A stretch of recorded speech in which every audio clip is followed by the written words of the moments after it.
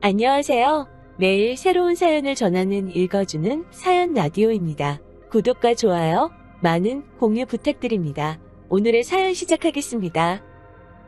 안녕하세요. 올해로 4살 난 딸 하나를 키우고 있는 결혼 생활 5년차의 30대 여성입니다. 남편과는 친정오빠의 소개로 만났습니다. 남편은 친정오빠의 절친한 후배였는데 남자는 남자가 알아보는 법이라며 친정오빠가 무조건 만나보라고 하더군요. 워낙 엄격한 집안에서 자란 탓에 이성에 대해서 무지했던 저는 친정오빠가 어련히 알아서 잘 골라주었겠지라는 믿음에 지금의 남편과 연애를 시작했어요. 사실 남편과 제가 천생연분처럼 잘 맞았던 건 아니에요. 하지만 남편과 사귀는 횟수가 3년이 넘어가자 남편과 결혼하는 게 당연하게 여겨지더라고요. 게다가 남편은 저더러 아무것도 안 해와도 된다, 몸만 와도 된다 했습니다. 솔직히 털어놓자면 당시 저희 친정 사정이 좋지 않았어요. 친정오빠가 사업을 한답시고 친정부모님 재산을 이리저리 받아갔는데 일이 잘 안 풀렸거든요. 그래도 친정부모님께서는 맏아들이라는 이유로 묻지도 따지지도 않고 계속해서 지원을 해주고 계시던 상황이었고요. 게다가 친정부모님 험담을 하자는 건 아니지만 워낙에 친정아버지가 가부장적이셔서 딸은 어차피 시집가면 그만이다, 그 소리를 입에 달고 사셨어요. 그런 친정아버지에 비해 친정오빠는 그래도 사람이 다정하고 제 마음을 많이 알아줬거든요. 그래서 오빠 말이라면 더 믿고 따랐던 것도 있어요. 아무튼 친정이 이런 상황이다 보니 몸만 시집오라는 남편의 말이 고맙기까지 하더라니까요. 그렇다고 제가 정말 몸만 가지고 시집을 온 건 아니었습니다. 그래도 당시 회사 다니면서 모아둔 돈이 3천만 원 정도 있었거든요. 회사 생활 시작한 이후로 매달 친정의 생활비를 보태드리고 그러다 보니 많이 모으지는 못했지요. 그래도 시집 간다 하니까 친정어머니가 친정아버지 몰래 1,000만 원 만들어주시대요. 그렇게 총 4천만 원 들고 왔어요. 남편은 경기권에 자기 명의로 된 빌라가 있다고 했고요. 그런데 결혼 후에서야 알게 된 게 빌라는 시세 2억짜리였고 그나마도 대출이 1억 정도 있어서 결혼식을 올린 이후부터는 같이 갚기 시작했네요. 결혼식을 올린 뒤 신혼 1년은 그래도 그럭저럭 괜찮았어요. 어느 다른 신혼부부들처럼 서로 맞춰가느라 다투기도 했지만 대부분이 심각하지 않은 일들이었지요. 그러다 제가 임신을 하면서 생각지도 못한 이야기를 듣게 되었습니다. 제 임신 소식을 들으신 어머님께서 학가를 제안하셨거든요. 같이 살면서 당신이 제 산후조리도 해주고 아이도 봐주겠다는 말씀이셨는데 솔직히 내키지가 않았네요.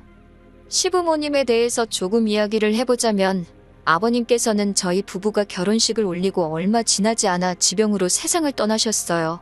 사실 워낙에 건강 상태가 좋지 못하셨기에 오래 버티지 못하실 건 알고 있었지만 저희 예상보다 빨리 세상을 떠나셔서 저를 비롯한 모두가 충격이 컸지요. 그리고 아버님과 금슬이 좋으셨던 어머님께서는 하루가 다르게 어두워지시더니 급기야 우울증 증세를 보이기 시작하셨습니다. 저희를 앞에 앉혀두고도 당신이 무슨 이야기를 하고 계셨는지 깜빡하시기가 일쑤였고 이후로도 걸핏하면 멍하니 하루 종일 창밖만 보고 계셨습니다. 반년쯤 지나 어머님의 생신 때는 제가 차려드린 밥상을 보시고는 엉엉 우시다가 갑자기 밥상을 발로 걷어차셨는데 남편도 신우도 어머님의 그런 과격한 행동은 처음이라며 꽤나 당황해야 돼요.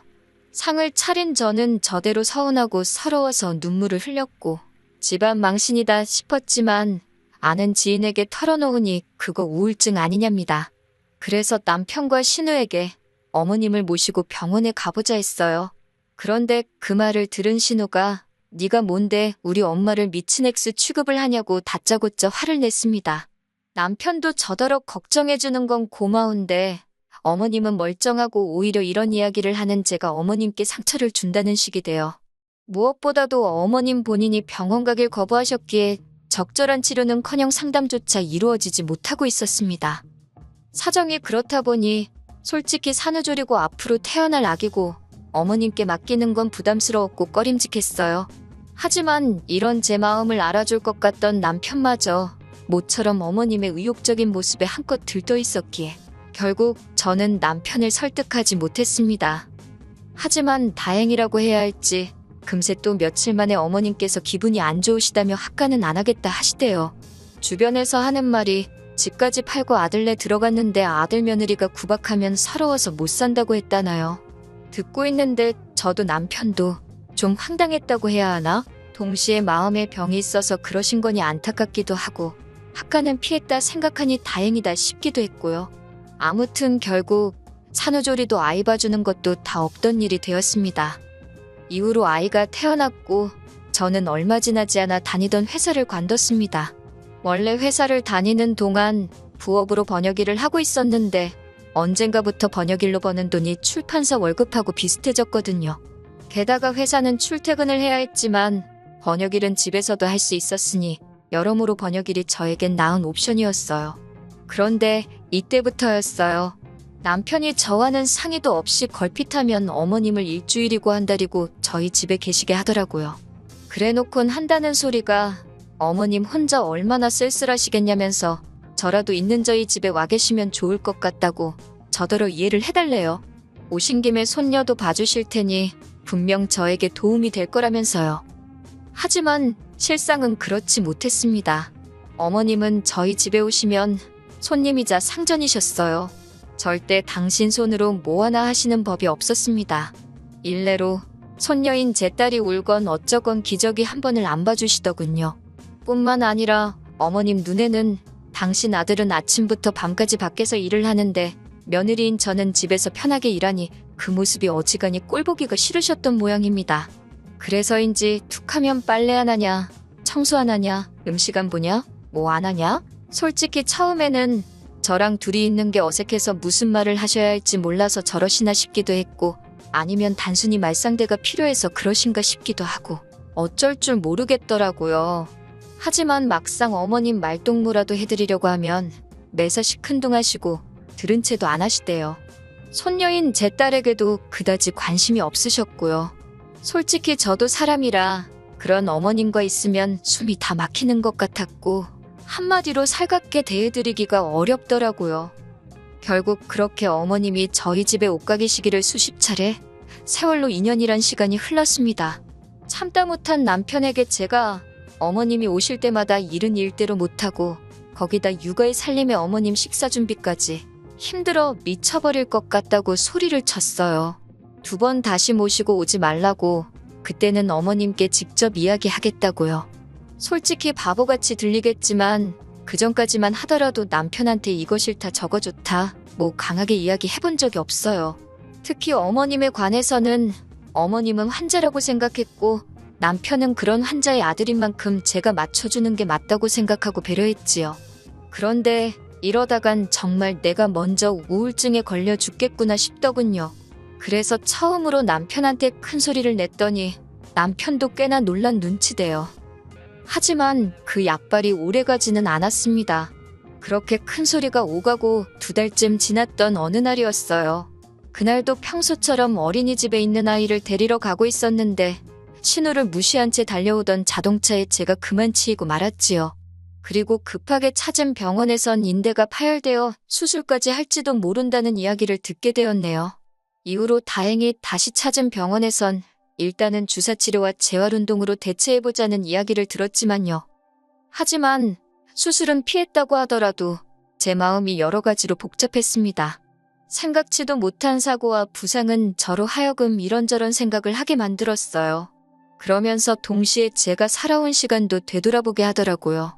결혼한 첫 해를 제외하곤 하루하루를 일만 하고 애만 키우고 어머님 비위 맞추고 참 힘들게 살았다 싶더라고요.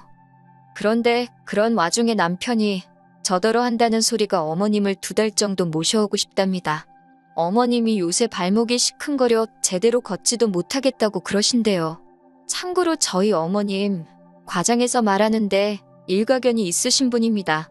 그렇다고 며느리로서 어머님의 병세에 다짜고짜 진짜냐 따져 물을 수는 없었으니 일단 듣고만 있었어요. 남편은 그런 저에게 어머님을 저희 집에 모셔와서 병원도 모시고 다니고 그랬으면 좋겠답니다. 자기 와이프는 어깨가 망가져서 찬장에서 물컵 하나 꺼내는 것도 고역인 판국에 어이가 없어서 당신이 전적으로 책임지고 모시고 다닐 수 있으면 그렇게 하라고 나는 못한다 했습니다. 그랬더니 남편이 고민 없이 자기가 하겠다대요. 저는 신경 쓸 거 하나 없다면서 식사만 챙겨드리면 된다고요. 사실 칼질하는 것도 쌀 씻는 것도 아무튼 어깨에 힘이 들어가는 일이라면 무리가 되었고 혹시나 상태가 더 나빠져서 수술이라도 하게 될까 무서워서 그마저도 내키지는 않았어요. 하지만 어차피 먹고는 살아야 하고 먹는 걸로 그러는 건 도리가 아닌 것 같아 알겠다 했습니다.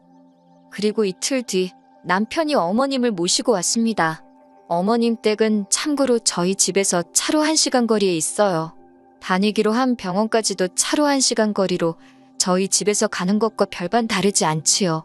제가 어머님이었다면 불편하게 며느리랑 부대끼며 있느니 제 집에 있지 않았을까 싶었지만 아무튼 발목이 아파 걷지도 못하신다는 얘기와 달리 어머님께서는 다음날 아침 바로 산책을 나설 만큼 아무렇지 않아 보였습니다.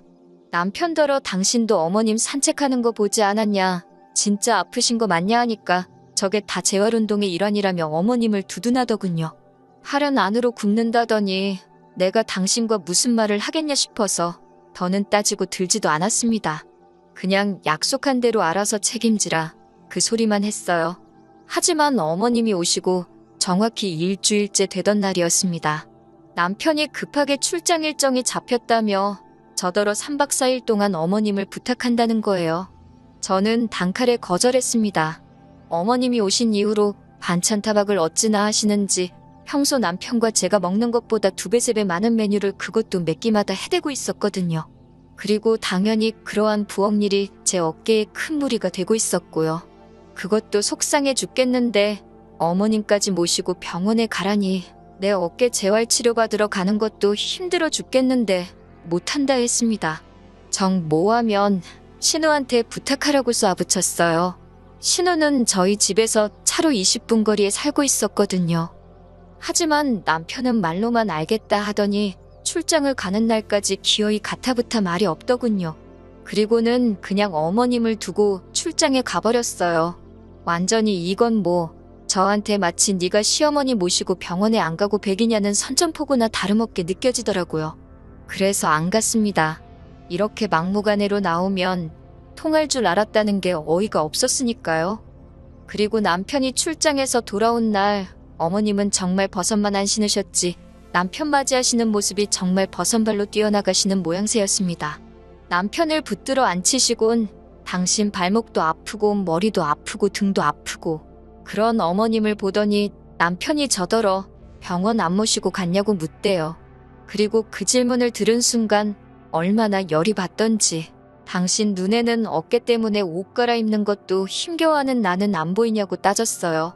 하루 종일 삼시세끼 칼질에 대고 상차리고 그 와중에 애보고 일하고 알아줄 거 아니고 도와줄 거 아니면 최소한 사람을 긁지는 말라고 화를 냈지요.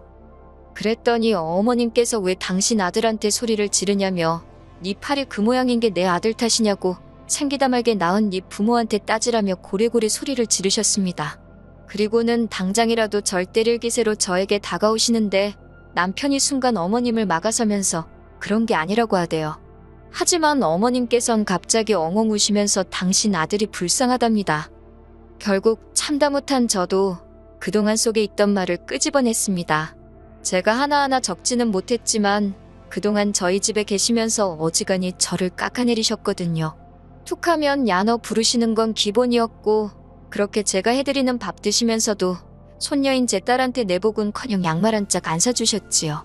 꼴랑 4천만 원의 예단도 제대로 안 해왔다며 사람을 어찌나 면박을 주셨는지 어머님더러 2억짜리 빌라 그나마도 1억이 대출인데 그리고 집도 누가 사야 돈이지 그 종이에 이름만 올라가 있다고 그게 돈이냐고 저도 그동안 꾹꾹 참았던 말들 다 쏟아냈습니다. 어머님 비위 맞추는 거 힘들고 어머님 성격 정말 이상하시다고 그렇게 싫으면 오지 마시지 누가 반긴다고 꾸역꾸역 와서 성질이시냐고요. 그러자 어머님이 정말 저를 잡아먹을 듯이 노려보시더니 치엠이 알기를 우습게 안다면서 처음에 자기한테 우울증 어쩌고 할 때부터 딱 알아봤답니다. 제가 지금 어머님을 정신병자 취급을 하는 거라나요. 어머님이 어찌나 악을 쓰고 우겨대는지 정말 저까지 정신이 하나도 없었네요. 결국 남편이 신우에게 전화를 걸었고 얼마 지나지 않아 신우와 신우 남편이 쫓아왔습니다. 신우 남편이 어머님을 모시고 나갔고 신우는 저더러 어찌됐건 시어머니인데 그거 비위 좀 맞춰주는 게 어렵냐면서. 그래서 그러면 언니가 모시고 가라니까 한다는 소리가 자기는 모셔도 자기 시부모님을 모셔야 할 판이지 친정어머니를 어떻게 모시냐고 툴툴거려요. 그러면서 신우도 어머님이랑 똑같은 소리를 하대요. 자기 동생이 장가갈 때 집까지 해갔는데 어머님 좀 모실 수 있는 거 아니냐고. 그러자 이번엔 남편이 나서서는 집 얘기 좀 그만하라고 쪽팔린다며 화를 내더라고요. 한참의 신랑이 끝에 일단은 어머님이 신혼에 있다가 당신 집으로 내려가시기로 이야기가 되었습니다. 상황이 일단락되고 나자 남편이 저더러 일단은 미안하다면서 저한테 이해를 좀 해달라대요. 자기 어머니는 환자라면서 그렇게 제가 병원에 모시고 가자 할 때는 멀쩡하다더니 이제 와서 환자라고 저한테 사과를 해달랍니다. 저는 사과 못한다고 했어요. 나더러 매번 이렇게 참고 살라는 거냐고. 그렇게는 못한다고요. 그러자 남편이 그러면 어쩌냐입니다. 자기는 자기 어머니 불쌍해서 모른 척하고는 못 살겠다고요. 그래서 그러면 당신이 어머님 댁에 내려가서 어머님하고 둘이 한번 지내보라 했습니다. 나는 이 집에서 딸하고 둘이 지낼 테니까. 그렇게 한 3주나 지났을까요? 남편한테 연락이 왔습니다. 자기가 생각이 짧았다며 무조건 미안하대요. 자기 어머니지만 이렇게 까다롭고 상대하기 어려운 분인지 몰랐다면서 저더러 고생이 많았겠다고 그래요. 그래서 남편과 저는 극적으로 화해를 했습니다. 그리고 남편이 신우에게도 저에게 이야기한 것과 똑같이 얘기를 했답니다. 자기 와이프, 그러니까 제가 얼마나 고생을 했을지 누나는 상상도 못할 거라면서 이제 누나도 누나 할 도리는 하고 살라고 했다고요. 실제로 어머님도 당신 아들하고 둘이 있으니 순식간에 집안일이며 뭐며 다 당신 몫이 되었던 모양입니다. 저랑도 사이가 안 좋지. 아들 하나 보고 살자니 당신이 할 일이 너무 많지. 그래서 이후로는 저희는 안 찾고 신우만 찾으시더라고요. 진작에 왜 이 방법을 쓰지 않았을까 생각하면 허무할 정도로 상황은 순식간에 해결이 되었습니다. 남편도 이제는 저를 이해하고 어머님을 병원에 모시고 가려고 노력 중이에요. 신우도 어지간히 시달렸는지 저희랑 뜻을 같이 하고 있고요. 다만 당사자인 어머님께서 어찌나 완강하게 버티시는지 저희가 좀 더 고생하긴 할 것 같아요. 부디 하루빨리 어머님 마음의 병이 회복되어 건강한 노년을 보내실 수 있기를 바랄 뿐입니다. 긴 이야기 들어주셔서 감사합니다. 오늘의 사연은 여기까지입니다. 구독과 좋아요, 알람 설정해주시면 앞으로 더 좋은 사연으로 찾아오겠습니다. 감사합니다. 안녕하세요. 매일 새로운 사연을 전하는 읽어주는 사연 라디오입니다. 구독과 좋아요, 많은 공유 부탁드립니다. 오늘의 사연 시작하겠습니다. 안녕하세요. 사기꾼 같은 남편하고 이혼한 30대 여성입니다. 남편과는 같이 일하던 직장 동료의 소개로 만났습니다. 남편은 요식업에 종사하는 사람이었고 저는 중소기업에 다니는 평범한 회사원이었어요. 조건만 들었을 때는 나이가 같다는 것 말고는 비슷한 구석이 하나도 없어서 별 기대 없이 나갔던 소개팅이었는데 의외로 대화가 잘 통해서 시간이 어떻게 가는지도 모르겠더군요. 이후로 특히나 남편이 적극적으로 대시를 해온 덕에 저희는 금세 연인 사이로 발전했고 결혼 이야기까지 나누게 되었어요. 사귀는 동안 이미 충분히 서로가 어떤 사람인지는 알아왔었고 서로 사랑한다는 확신도 있었기에 결혼 이야기가 나오기 시작한 이후로는 돈 이야기를 많이 했어요. 남편의 월 수입은 한 달에 400 정도였지만 근무 시간이 워낙 길어서 잘 번다고 말하기는 어딘가 부족한 상황이었지요. 게다가 시댁은 두 분이 살고 계신 집 한 채와 나라에서 한 달에 나오는 40만 원의 연금이 전부였던 탓에 남편이 매달 얼마씩 생활비 명목으로 보내드리고 있다대요. 그래도 남편이 그런 와중에 1억이나 모아두었다 해서 결혼을 진행하게 되었습니다. 한편 저희 친정은 서울에서 2시간 거리에 있어요. 그래서 학부 시절에는 고시원에서 살았고 대학 졸업 후 취업을 하면서 월세를 알아보기 시작했네요. 그러자 친정어머니께서 8천만 원을 주시면서 여기에 대출받아서 차라리 아파트를 하나 사라시더군요. 어린 나이에 대출을 받는다는 게 겁이 나긴 했지만 그래도 월세로 생돈 나가는 것보단 낫겠다 싶어서 결국 친정어머니 말씀을 따랐습니다. 그리고 다행히 그렇게 산 아파트가 결혼 당시에는 꽤나 많이 오른 상황이었지요. 비록 저축은 2천 정도로 많이 없었지만 대출을 거의 다 상환한 상황이었고요. 상황이 이렇다 보니 남편이나 저나 굳이 양가에 손 벌리지 않고도 결혼 준비를 해나갈 수 있었습니다. 정말이지 모든 것이 제 생각보다도 쉽게 흘러가더라고요. 하지만 식을 올리고 얼마 지나지 않아 아버님과 어머님 사이가 굉장히 좋지 못하다는 사실을 알게 되었습니다. 제 앞에서는 티를 낸 적이 없으셨지만 시이모께서 귀뜸을 해주셨어요. 남편은 위로 3살 많은 신우가 있는데 신우는 이미 시집을 간 상황이었고 당신 아들인 제 남편까지 장가를 보내면 당장이라도 아버님과 황혼이혼을 하시겠다며 주변에 그렇게 말씀하고 다니셨다대요. 하지만 어머님의 원대한 계획은 결국 이루어지지 못했습니다. 제가 시집 온 지 2달이 채 되지 않았던 한여름의 어느 날 새벽이었어요. 남편은 샤워를 하고 있었는데 거실에서 남편 핸드폰이 울리더라고요. 평소라면 저나 남편이나 둘 다 서로의 핸드폰은 울리던지 말던지 손을 대지 않는데요. 그날따라 그 벨소리가 왠지 심상치 않게 들리더군요. 밤 11시에 걸려온 전화였으니 혹시 어머님 아버님에게 무슨 일이라도 있는가 싶기도 했고요. 그렇게 받은 전화는 신우에게서 걸려온 것이었는데 신우가 침통한 목소리로 어머님이 지금 대학병원에 있다며 저희더러 빨리 내려오라 했습니다. 하지만 저희가 도착했을 땐 이미 어머님은 눈을 감으신 이후였어요. 급성 뇌출혈이었네요. 이후로 아버님은 혼자가 되셨습니다. 친정어머니께서는 혼자가 된 사돈인 아버님을 염려하셨지만 그보다는 물론 저를 더 걱정하셨어요. 저더러 고생이 많겠다며 일을 어쩌냐고 안절부절을 못하셨는데 그때만 해도 저는 어머니가 왜 그러시는지 이해를 하지 못했지요. 하지만 어머님이 돌아가시고 장례도 마치고 한 달 정도 지났을까요? 그때부터 슬슬 친정어머니가 뭘 그리 걱정하셨던 건지 조금씩 감이 오기 시작하대요.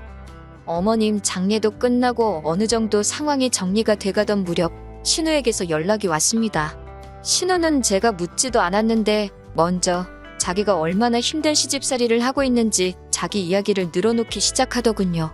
받은 거 없이 빈몸으로 시집을 갔더니 시집 식구들 눈치가 보여서 친정에 신경을 쓸래도 쓸 수가 없다면서 저더러 같은 여자이고 며느리니 자기가 무슨 말을 하는지 알지 않냐고 그러면서 제가 자기 입장을 당연히 이해한다는 식으로 몰고 가더니 그래서 말인데 자기는 자기 시댁에 잘할 테니까 저더러 자기 아버지 그러니까 아버님께 신경 좀 써달라 하더라고요.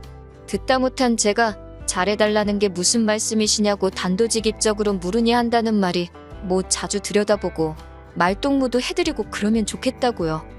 신혼의 집은 아버님 댁에서 차로 40분 거리이고 저희 집은 30분 거리입니다. 방향만 반대일 뿐 시간으로 따지면 그 집이나 독인객인이지요. 그런데 신혼은 임신 준비랍시고 일도 안 하고 전업주부로 살던 반면 저는 직장을 다니고 있었어요. 그러면 상식적으로 누가 혼자 대신 아버님을 들여다보는 게 맞는 걸까요? 하지만 아버님 혼자 되신 지 얼마나 되었다고 딸하고 며느리하고 이런 이야기를 한다는 게 제가 생각해도 너무한다 싶어서 그냥 신우는 내키는 대로 떠들게 두고 별말은 안 했습니다. 주말이나 뭐 이따금씩 시간 날 때 한 번씩 들려서 며느리인 내 할도리만 하면 되는 거라고 그렇게 생각하고 말았지요. 그리고 실제로 이후로 한 달에 2번 정도는 아버님 댁을 찾았고 그럴 때마다 빈손으로 가는 일은 없었습니다. 반찬이며 국이며 한 이틀 잡고 열심히 만들어서 가져다 놓고 아버님 모시고 인근으로 드라이브도 나가고 했지요. 친구분들하고 한 번씩 맛있는 것도 사드시라고 용돈도 1~20만 원 챙겨드리고 솔직히 저희가 애가 없었으니 아주 빡빡한 살림살이는 아니었거든요. 그래서 좀 더 여유 있게 신경 써드릴 수 있었어요. 그렇다고 생색을 내자는 건 아니었지만 저희도 저희 딴에는 최선을 다한 거지요. 그런데 호의가 계속되면 호구인 줄 안다, 권리인 줄 안다. 정말 사람들이 그렇게 생각하겠냐 싶었는데 정말 그렇게 생각하더라고요. 처음엔 그런 저희 마음 씀씀이에 고마워하던 남편도 언젠가부터는 고맙다는 말 대신 이번엔 이것밖에 없냐는 식으로 말을 하더라니까요. 한 번은 제가 밑반찬을 4가지 정도 만들고 국은 2가지 종류를 끓였는데 남편이 보더니 이거 가지고 며칠이나 드시겠냐면서 요새 드라마 많이 보더니 그 시간에 하나 정도는 더 할 수 있지 않았겠냐입니다. 그 소리를 듣는데 순간 말 그대로 짜증이 나더라고요. 드라마를 보든 잠을 자든 내 마음이고 반찬을 하는 것도 내 마음인데 그렇게 내가 뭐 하는지 감시하고 있을 시간에 당신이 반찬 하나라도 더하지 그랬냐고 쏘아붙여버렸습니다. 그랬더니 남편이 그제서야 한다는 소리가 자기는 농담한 거라는데 농담이나 마나 얼마나 재수가 없던지요. 그러다 아버님의 생신이 돌아왔습니다. 그런데 생신을 일주일 앞둔 시점까지도 남편도 그렇고 신우도 그렇고 가타부타 어떻게 하자는 말이 없더라고요. 꼭 저 혼자서만 어떻게 해야 할지 고민을 하는 기분이었어요. 그래도 어머님이 돌아가신 이후로 처음 맞는 아버님 생신이기도 했고 어머님이 살아계셨다면 미역국에 뭐 이것저것 챙겨드리지 않았을까 싶어서 신우에게 아버님 댁으로 오라 했습니다. 거기서 제가 미역국도 끓이고 불고기도 하고 기본적인 생일상은 차렸네요. 그런데 해놓고도 기분이 좋지는 않았습니다. 솔직히 제가 뭐 생색내고 싶어서 한 건 아니었지만 누구 하나 수고했다, 고생했다 하는 사람이 없더라고요. 마치 당연히 제 일이었다는 듯 아버님은 심지어 당신은 소고기 미역국보다 홍합 미역국을 더 좋아한다면서 몇 수저 들지도 않으시대요. 아니 누가 저한테 아버님 홍합 미역국 좋아한다고 알려준 사람이 있기란가. 그렇다고 제가 무슨 사전 조사라도 했어야 하는 건지 허탈하고 허무하더라니까요. 그래서 이후로는 솔직히 그간 반찬이고 뭐고 아버님 댁에 해가던 것들을 서서히 줄였습니다. 그 무렵 직장에서 승진을 하면서 일이 많아지기도 했고요. 다른 사람들이 어떻게 생각할지 모르겠지만 어찌됐건 저한테는 제 일과 가정이 먼저였지 아버님을 챙겨드리는 건 어디까지나 제 호의로 하는 일이었으니까요. 그렇게 한 달쯤 지났을 무렵 또다시 신우에게서 연락이 왔습니다. 자기가 엊그제 아버님 댁에 다녀왔는데 냉장고도 텅텅 비어있고 빨래도 쌓여있고 청소도 하나도 안 되어 있더라면서 그래서 자기가 그거 다 해놓고 나오느라 죽는 줄 알았다고 어찌나 앓는 소리를 하던지요. 그런 신우에게 저는 그러셨나고 고생 많이 하셨다 했습니다. 그랬더니 신우가 한다는 말이 자기가 제 할 일을 대신 해준 거라는데 황당하더라고요. 제가 신우더러 그게 왜 제 할 일이냐 하니까 신우가 그럼 시아버지를 며느리가 챙기지 누가 챙기냐고 그래요. 어찌나 뻔뻔하게 말하는지 순간 신우가 머리에 총 맞았나 그런 생각이 들더라니까요. 결국 신우더러 아버님이 저하고 피 한 방울이 섞이길 하셨냐, 아버님이 저를 키우기를 하셨냐, 아버님 은혜를 입은 언니든 아니면 제 남편이든 두 사람이 챙겨야지. 어디 가서 그런 말씀 하지 마시라고 남들이 이상하게 본다고 쏘아붙였어요. 이후로 신우도 빈정이 많이 상했는지 저에게 아버님 일로 연락을 해오는 횟수가 부쩍 줄었습니다. 솔직히 처음엔 어찌됐건 신우랑 사이가 틀어졌으니 마음이 편치는 않더라고요. 하지만 그것도 이내 있게 된 게 신우랑 틀어지고 아버님 일도 덜 신경 쓰기 시작하니까 제 시간도 많아지고 그래서 굳이 상황을 나아지게 하려는 어떤 노력 같은 걸 안 했습니다. 긁어부스럼이란 말도 있잖아요. 그러다 남편을 통해 신우의 소식을 듣게 되었는데 신우가 취직을 했답니다. 신우 집 근처에 있는 마트에서 일을 하게 되었다고요. 전업주부 생활을 즐기는 줄 알았더니 어쩐 일로 일을 다 하나 싶었지만 굳이 묻지는 않았어요. 어쨌든 잘 됐네 하는데 남편이 하는 말이 가관이 돼요. 남편이 이제 신우도 일을 하니까 아버님 돌보는 일은 제가 신경을 많이 써줘야 할 것 같답니다. 제가 남편더러 어이가 없다고 나는 결혼할 때부터 지금까지 한 번도 일을 쉰 적이 없는데 왜 신우가 일자리를 구했다고 아버님 챙기는 일이 내가 할 일이 되는 거냐며 물었습니다. 그러자 남편이 그러면 어쩌냐고 오히려 저에게 반문을 해요. 짜증이 나서 당신이랑 신우랑 둘이 머리를 맞대고 상의해보라고 나한테 떠넘길 생각하지 말라고 쏘아붙였어요. 하지만 제가 말은 그렇게 했지만 아예 아버님을 모른 척 할 수는 없잖아요. 그럴 생각도 없었고요. 그래서 예전처럼 한 달에 두세 번은 남편과 함께 때로는 혼자서 아버님을 찾았습니다. 하지만 역시나 저희 아버님 한 번을 고맙다 소리를 안 하시대요. 그래도 그냥 제 마음 편하자고 하는 일이다 생각하고 하바가 나시는 게 어디냐 무뚝뚝한 양반이시다 그렇게 생각하고 말았습니다. 그러다 작년 여름에서 가을로 넘어가던 무렵부터 아버님이 툭하면 심심하다 외롭다 소리를 하시더라고요. 특히 혼자 식사하는 게 너무 싫으시다며 걸핏하며 저와 남편더러 아버님 댁에 들려 저녁을 같이 먹고 가라 하시는 거예요. 처음에는 몇 번 맞춰드리다가 빈도수가 일주일에 두세 번으로 잦아지면서는 도저히 안 되겠다 싶어서 저는 못 가고 남편만 가고 아니면 둘 다 못 가고 그랬습니다. 그랬더니 이건 뭐 단식투쟁도 아니고 그냥 식사를 안 하겠다고 하시는데 솔직히 저는 그런 아버님의 협박이 귀엽고 동시에 귀찮다고 느꼈을 뿐 그다지 심각하게 와닿지는 않더라고요. 하지만 아무래도 남편은 자식이니 달랐던 모양이에요. 별 걱정 없는 저를 향해서 시부모도 부모라며 장인어른이 그러셨어도 이렇게 천하태평일 수 있냐는 둥, 저러다 아버님 쓰러지시면 제가 책임질 거냐는 둥 걱정을 사서 하더라고요. 그러더니 급기야 하루는 자기가 아무리 생각해봐도 달리 떠오르는 방법이 없다면서 아버님을 모시고 살잡니다. 지금 아버님이 사시는 집은 팔고 올라오시게 해야겠대요. 황당해서 지금 사는 집이 내 집인 건 알고 있냐. 그런데 그렇게 멋대로 결정을 하는 게 어딨냐. 안 된다 했습니다. 그랬더니 자기도 저랑 결혼할 때 빈손으로 온 거 아니라면서 무조건 모셔야겠다고 맞서더라고요. 남편이 1억을 들고 온 건 사실입니다. 하지만 그 1억 중 5천만 원이 남편이 몰고 다니는 차를 사는데 들어갔고 나머지 5천도 가정가구와 같은 혼수에 쓰였어요. 가정가구도 순전히 남편의 고집과 취향이 반영되다 보니 가격대가 올라갔을 뿐이고요. 그리고 저희가 살고 있는 아파트는 6억짜리였고 세금도 제 명의라는 이유로 오롯이 저 혼자 감당하기로 한 상황이었습니다. 그런데 갑자기 아버님을 모시고 오겠다니 저로서는 황당하기 짝이 없었지요. 저는 절대로 못 모시고 산다고 고집을 꺾지 않았습니다. 그랬더니 남편이 안 되겠다 싶었는지 저를 무슨 애 다루듯 슬슬 구슬르기 시작하대요.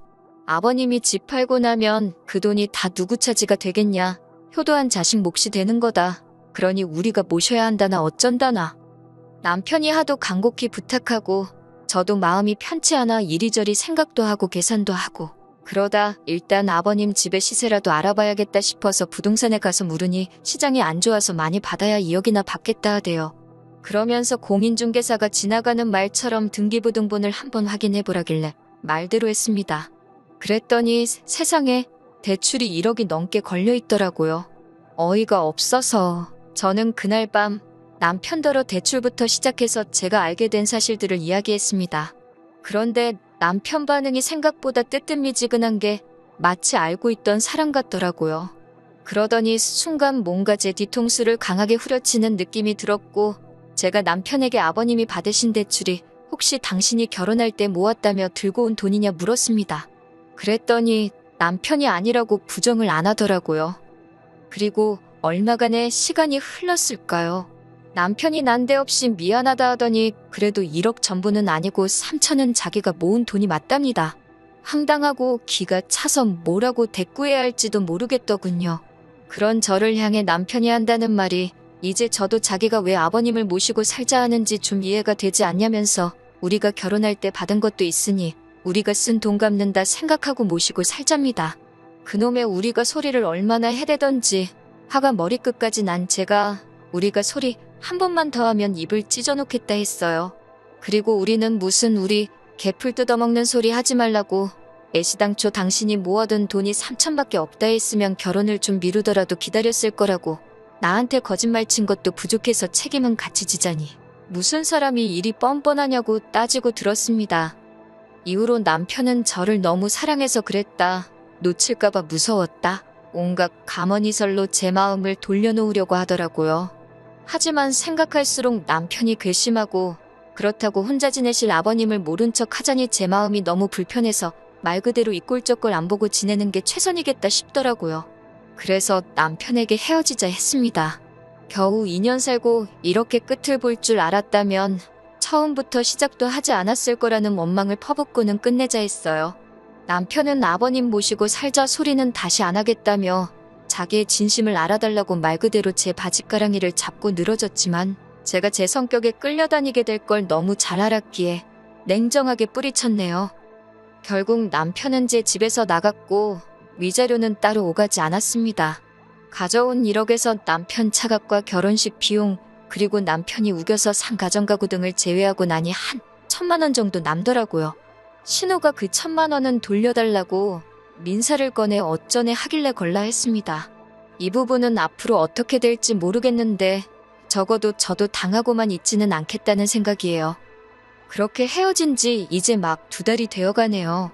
시간은 참 빨리 흘러가고 사람 마음도 금세 무뎌져 가지요. 남편의 행복을 빌어줄 정도로 제가 대인배는 못 되지만 적어도 아버님만큼은 어디 아프지 마시고 남은 여생 외롭지 않게 지내다 가셨으면 좋겠습니다. 긴 이야기 들어주셔서 감사합니다. 오늘의 사연은 여기까지입니다. 구독과 좋아요, 알람 설정해주시면 앞으로 더 좋은 사연으로 찾아오겠습니다. 감사합니다. 안녕하세요. 매일 새로운 사연을 전하는 읽어주는 사연 라디오입니다. 구독과 좋아요, 많은 공유 부탁드립니다. 오늘의 사연 시작하겠습니다. 안녕하세요. 결혼 생활 1년 차인 30대 여성입니다. 제가 이렇게 펜을 들게 된 건 시어머니도 남편 때문도 아닌 시아버지 때문이에요. 지인의 소개로 남편을 만났을 당시 저는 직장을 다니는 평범한 회사원이었어요.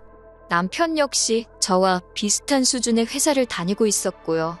게다가 첫 만남에서 대화를 나눠보니 성격이나 취향도 비슷해서 금방 사귀는 사이가 되었지요. 하지만 결혼 전제의 만남은 아니었기에 남편이 진지하게 결혼 이야기를 꺼냈을 땐 조금 걱정이 되긴 했어요. 남편이나 저나 직장 생활을 하고 있긴 했지만 시댁이고 친정이고 양가 모두 사정이 넉넉지 않아 도움을 받기엔 어려운 상황이었거든요. 시댁부터 이야기해보자면 아버님은 당신은 젊어서 할 만큼 했다는 이유로 더는 아무 일도 하지 않고 계셨고 반면에 어머님은 모시고 살 어른도 없고 키울래도 없지 않냐는 아버님의 성화에 어쩔 수 없이 식당 일을 하며 생활비를 벌어오시는 상황이었어요. 사시는 집은 반월세였는데 그렇다 보니 매달 월세로 제법 큰돈이 빠져나가고 있었지요. 저희 친정은 그나마 사정이 나았는데 일단 다행히 두 분 명의의 집이 있긴 했어요. 하지만 두 분 다 은퇴를 하신 뒤 그간 모아둔 돈을 조금씩 찾아 생활을 이어가시다 보니 목돈으로 얼마씩 탁탁 내어주실 상황은 아니었네요. 결국 양가 상황도 그렇고 외에도 여러 가지 크고 작은 이유들로 남편과는 결혼 이야기가 나왔을 때부터 서로 무리하지 않는 선에서 결혼하는 쪽으로 방향을 잡았습니다. 허례허식은 당연히 생략하자 했고요.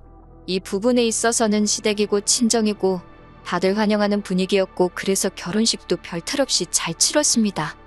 그런데 결혼식을 올리고 얼마 지나지 않아 저희 부부 사이에 생각지도 못한 잡음이 나오기 시작했어요. 정확히 말하자면 아버님이 사촌 신우를 데려오면서였지요. 저희 아버님은 어머님의 표현을 빌리자면 가진 건 쥐뿔도 없으면서 어지간히 나서기를 좋아하는 양반이십니다.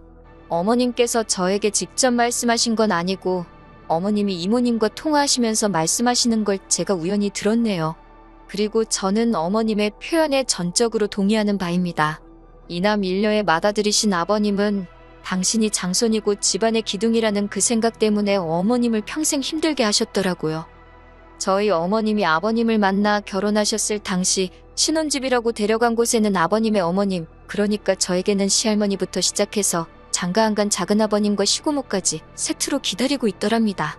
그리고 그때부터 어머님은 누구에게 말하기도 고달프고 애달픈 시집살이를 시작하셨다고요.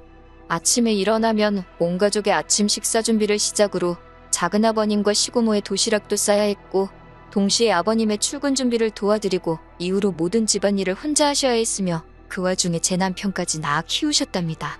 그리고 거기서 그치지 않고 돈이라도 얼마 벌어보시겠다고 동네 아주머니들에게 물어물어 집에서 하는 일거리를 얻어와 틈틈이 소위 인형 눈깔까지 붙이며 사시기를 17년. 그 사이에 작은아버님과 시고모 장가시집 다 보냈고 시할머니는 치매까지 앓으셨는데 그나마도 아버님이 요양원에도 못 보내게 하고 시고모가 도와준다는 걸 아버님께서 시고모는 출가회인이라며 신경 끄라고 했다나요. 그러다 시할머니가 돌아가시고 나서는 장손인 당신이 집안을 살펴야 한다는 아버님의 오지랖에 거의 10년 동안 줄줄이 돌아가시는 집안 어르신들 상만 치르며 사셨다네요. 그런 아버님께서 저희가 식을 올리고 얼마 지나지 않았을 무렵 작은아버님의 딸인 사촌 신우를 댁으로 데리고 오셨습니다. 서울에 있는 대학에 합격한 사촌 신우이를 큰아버지인 당신이 졸업할 때까지 끼고 있겠다며 어머님과는 상의도 없이 데리고 왔다나요. 어머님이 넋두리하듯 저에게 하소연을 하시는데 듣는 저도 정말 황당하더군요. 하지만 저희 어머님은 아버님께 뭐가 됐건 간에 따지고 들지를 못하세요. 똥이 무서워 피하는 게 아니라 더러워 피한다고 하시면서요. 그리고 그렇게 사촌 시누이가 온 지 3달 만에 저는 생각지도 못한 이야기를 듣게 되었습니다. 사촌 시누이 때문에 저희 어머님께서 머리를 싸매고 드러누우셨다고요. 어머님께서 전화에 대고 속상해서 죽겠다며 저에게 또 한 번 넋두리를 하시는데 이거 뭐 듣는 저도 열불이 나서 어찌할 바를 모르겠더군요. 사촌 시누이는 시댁에 들어온 첫날부터 어머님더러 도시락을 싸달라고 했던 모양이에요. 그리고 아침 식사는 꼭 먹고 학교에 가겠다고 했고요. 여기까지는 뭐 어머님께서도 어차피 아버님 때문에라도 늘상 하시던 일이라 알겠다 하셨답니다. 그런데 이후로 사촌 시누이가 걸핏하면 어머님을 상대로 반찬 투정을 해대고 찍어먹을 게 없다는 둥, 여기가 절간이냐는 둥, 어머님 입장에서는 고작 20살밖에 안 된 조카한테 그런 소리를 들으니 기분이 얼마나 상하셨겠어요. 결국 참다 못한 어머님께서 그럴 것 같으면 네가 직접 해먹어라. 내가 무슨 하숙집 아줌마도 아니고 어른한테 말버르장머리가 그게 뭐냐며 따끔하게 한마디 하셨던 모양입니다. 그러자 사촌 시누이가 이럴 거면 자기를 왜 오라고 한 거냐며 아버님한테 차라리 자취를 하겠다고 징징거렸나 봐요. 그러자 아버님께서 어머님더러 당신 동생 그러니까 작은아버님께 당신 체면이 있지 이게 뭐냐며 집에서 하는 게 뭐가 있다고 애 반찬 하나 입에 못 맞춰주냐며 폭언을 하셨다네요. 그러자 결국 어머님께서 머리를 싸매고 드러누우셨고요. 하지만 솔직히 제가 해드릴 수 있는 거라곤 이런 어머님의 속 터지는 사연을 들어드리는 것뿐이었어요. 제가 나설 자리도 아니었고 나서고 싶지도 않았고요. 그런데 그런 통화가 있고 며칠 뒤 아버님께서 저와 남편을 호출하셨습니다. 어차피 어머님 뵈러 한번 다녀올 생각이었기에 어떤 의미로 잘됐다 싶어서 바로 아버님 댁으로 향했지요. 참고로 시댁과 저희 집은 차로 40분 정도 걸립니다. 아버님께서 저와 남편을 앉혀두곤 하실 말씀이 있다 하시더니 곰곰이 생각해봤는데 아무래도 사촌 시누이와 어머님이 함께 지내는 건 무리가 있는 듯 하다며 저희더러 사촌 시누이를 당분간 맡아달랍니다. 저희 신혼집에 방이 2개이니 방 하나를 사촌 시누이한테 내주면 될 것 아니냐고요. 당신이 인터넷 지도로 이렇게 찾아보니 사촌 시누이가 다니는 대학과 저희 신혼집이 거리도 역에서 가는 것보다 더 가깝다면서 하들짝 놀란 제가 거리가 문제가 아니라 사촌 시누이를 저희 집에서 같이 살라니 그게 무슨 말씀이시냐 그건 싫다 했습니다.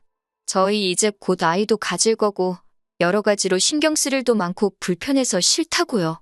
그러자 아버님께서는 눈을 크게 뜨시고는 어디 시아버지가 이야기하는데 좋다 싫다가 어딨냐며 이따 데리고 같이 올라가라는 겁니다. 어이없고 황당한 아버님의 말씀에 그러면 작은아버님네로 돌려보내셔야지. 왜 아버님 마음대로 데려온 사촌 시누이를 저희한테 떠넘기시냐. 절대 안 된다고 저도 지지 않고 강하게 나갔습니다. 그리고는 남편더러 아버님 말씀 듣고 살 건지 나랑 살 건지 잘 생각해보고 알아서 하라고 하고는 먼저 시댁에서 나와버렸어요. 시댁에서 나오고 나서야 차키를 두고 나왔다는 걸 알았지만 널리고 채이는 게 택시인데 그까짓 게 뭐 걱정거리나 되었겠어요? 마침 눈앞에 택시가 보이길래 그거 잡아타고 저희 집으로 와버렸습니다. 그리고 한 30분쯤 지났을까 남편도 집에 들어오더라고요. 한다는 소리가 저 때문에 아버님하고 대판 싸웠다면서 아무리 싫어도 최소한 생각해본다 소리는 해야지 그걸 그러고 나가면 어떡하냐입니다. 어이가 없어서 남편더러 아버님 성격 모르냐고 조금이라도 여지를 들였다간 그대로 당신 고집대로 밀고 나갈 양반인 거. 그리고 혹시나 해서 말해두는데 나는 절대로 어머님처럼은 안 살 거니까 행여나 세게 나오면 내가 어머님처럼 졸아서 당신 말을 들을 거란 생각은 당장에 집어치우라고 했어요.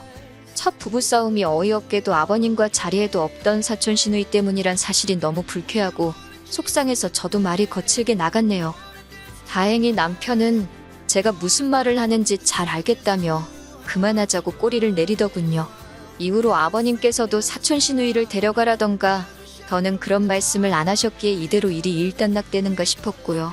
마음 한켠에선 어머님에 대한 안쓰러움이 여전했지만 어머님 사정 봐드리기엔 제 코가 석자였고 여러 가지로 마음이 편치 않았지만 괜히 들쑤셔서 좋을 거 없단 생각에 상황이 어떻게 흘러가고 있는지였던지 관심도 갖지 않았습니다. 그렇게 이후로 반년 정도 지났다가 지난 연말에 다시 한번 일이 터졌네요. 저에겐 친한 5명의 친구들이 있는데요. 시집가고 애 키우고 하는 이유로는 잘 만나지 못하다가 지난 연말에 모처럼 기분 좀 내자며 술자리를 갖게 되었습니다. 한 잔 두 잔 마시고 알딸딸하니 기분이 좋아져서는 2차로 어디를 가겠냐 하다가 노래방이나 가자고 자리를 옮겼지요. 그런데 노래방 바로 옆에 복권 가게가 있는 게 아니겠어요. 평소에는 복권 같은 거 잘 하지도 않는데 그날은 술에 취해서 그런지 다들 하나만 해보자고 서로가 서로를 부추겼고 그렇게 저도 5,000원을 썼습니다. 그리고 한 2주 정도 지나 옷 정리를 하다가 주머니에서 그날 샀던 복권을 발견했어요.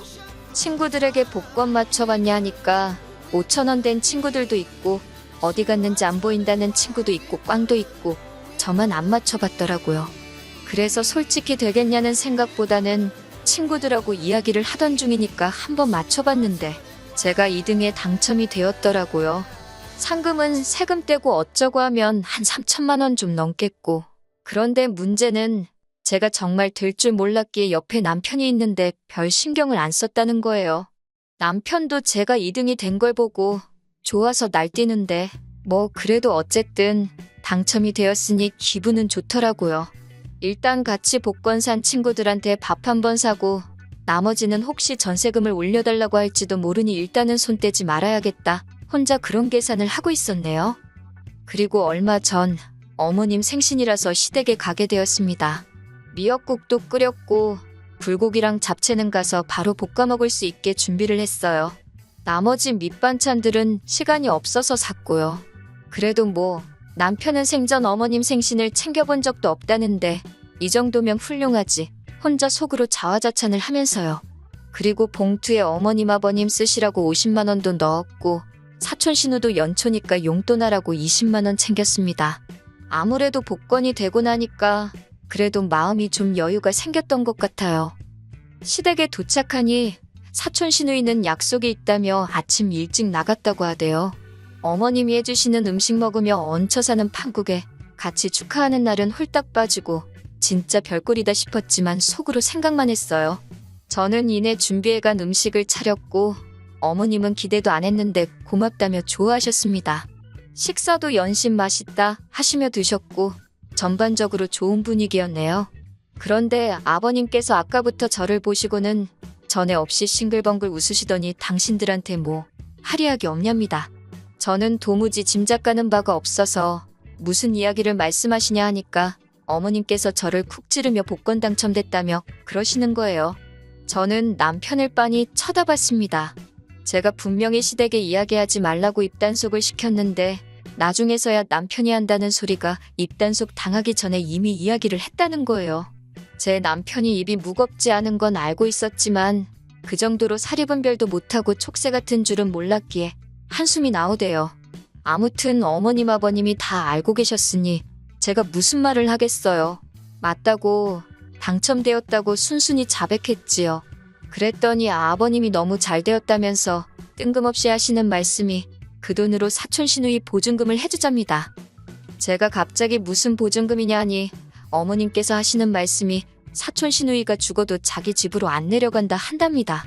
그러면서 떡하니 버티고 있는데 기껏 한다는 소리가 하다못해 월세방이라도 구하게 보증금을 해달라 했다대요. 그러면서 당신이 지금 이 나이에 시집살이 아닌 시집살이를 당하고 있다면서 저는 도무지 이해가 안 돼서 그 정도로 감당이 안 되시면 작은아버님께 돌려보내는 게 맞다고 왜 꾸역꾸역 아버님이 끌어안고 책임을 지려 하시냐 물었습니다. 그랬더니 아버님께서 하시는 말씀이 당신이 이 집안 제일 큰 어른인 만큼 어려운 형제들 보살피는 게 당연하다나요. 작은아버님이 형편이 뭐 넉넉지 않으신 건 사실이에요. 하지만 아버님 말씀대로면 아버님 본인 능력으로 집안을 끌어가셔야지 왜 죄 없는 며느리인 저를 걸고 넘어지시는지 이해할 수가 없었지요. 저는 아버님께 아무튼 보증금은 못 해준다 했습니다. 보증금 해줬다가 언제 어떻게 돌려받을 수 있을지도 모르고 돈으로 얽히기 싫다고요.